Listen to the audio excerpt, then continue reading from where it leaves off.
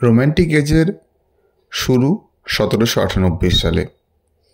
এর আগেও রোম্যান্টিসিজম নিয়ে লেখালেখি হয়েছে, প্রি রোম্যান্টিক পিরিয়ড থেকেছে, সেখানে উইলিয়াম ব্লেক, উইলিয়াম কলিন্সরা থেকেছেন, কিন্তু অফিসিয়াল সূচনা বলতে গেলে 1798 সালে। এই 1798 সালেই লিরিক্যাল ব্যালাডস বলে একটি কবিতার বই পাবলিশড হয়।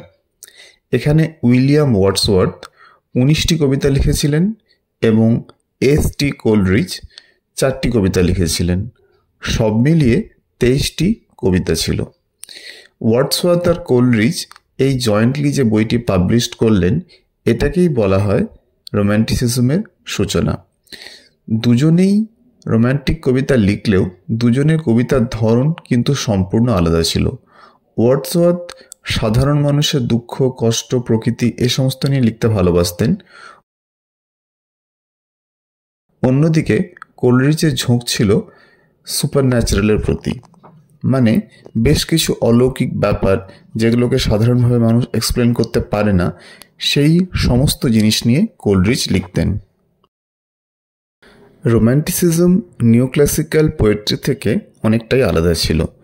রোম্যান্টিসিজম বেশ কয়েকটা ট্রেন্ড বা টাইপ সেট করেছিল ইংলিশ পোয়েট্রিতে। তার একটা হলো যে রোম্যান্টিক পোয়েটসরা ইমোশন, ইমাজিনেশন, ইন্ডিভিজুয়াল এক্সপিরিয়েন্স এইগুলোর ওপর খুব জোর দিতেন। তারা নেচারকে তাদের সোর্স অফ ইন্সপিরেশন, তাদের লেখালেখির যে শক্তি তার উৎস বলে মনে করতেন। তারা সাধারণ মানুষ, একজন ফার্মার, একজন লেবারার, একজন সাধারণ ভিলেজার, তাদেরকে গ্লোরিফাই করতেন, তাদের জীবনটাকে দেখানোর চেষ্টা করতেন। রোম্যান্টিসিজমের আরেকটি দিক ছিল সুপারন্যাচারাল, মিস্টেরিয়াস, এক্সোটিক এ সমস্ত জিনিস নিয়ে লেখালেখি করা। এবং রোম্যান্টিসিজমের সবচেয়ে বড় জায়গাটা ছিল যে যেটা ট্র্যাডিশন তার আগেনস্টে প্রতিবাদ করা, একটা রেবেলিয়াস মোডে লেখালেখি করা।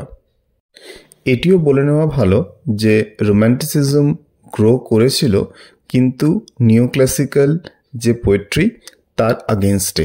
মানে নিওক্লাসিক্যাল পোয়েট বলতে যদি আমি পোপ আর ড্রাইডেনকে ধরে নিই, তাদের লেখাকে কাউন্টার করার জন্যই রোম্যান্টিক পোয়েট্রি আস্তে আস্তে উঠে আসে। রোম্যান্টিসিজম পড়তে গেলে লেক পোয়েটস এই টার্মটা অবশ্যই মনে রাখতে হবে। William Wordsworth, S T. Coleridge, Robert সাদি এই 3 বন্ধু ইংল্যান্ডের লেক ডিস্ট্রিক্ট, যেটা কিউম্ব্রিয়াতে অবস্থিত, সেখানে বাড়ি ভাড়া করে থাকতেন। জায়গাটা অসম্ভব সুন্দর ছিল এবং রোম্যান্টিক পোয়েট্রি লেখার জন্য একেবারে আদর্শ জায়গা। এই রোম্যান্টিক পোয়েটসদের বেশিরভাগ লেখা প্রকাশিত হতো 2টো ম্যাগাজিনে, একটা হচ্ছে এডিনবার্গ রিভিউ আর একটা হচ্ছে দ্য কোয়ার্টারলি রিভিউ। এতক্ষণ যাদের কথা বললাম তারা হচ্ছেন first generation romantic poets. Second generation romantic poets ছিলেন John Keats, Percy Bysshe Shelley এবং লর্ড বায়রন।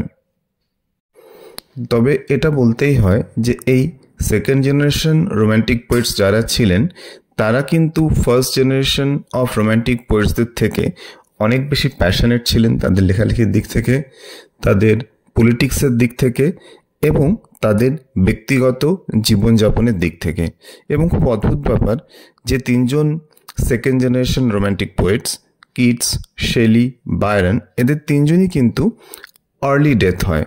মানে কিটস মারা যান 25 বছর বয়সে, শেলির মৃত্যু হয় 29 বছর বয়সে, বায়রন মারা যাচ্ছেন 36 বছর বয়সে।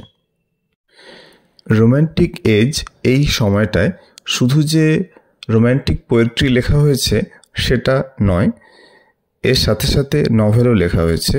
তখনকার যারা নামকরা নভেলিস্ট তাদের মধ্যে ছিলেন ওয়াল্টার স্কট, জেন অস্টিন এবং মেরি শেলি।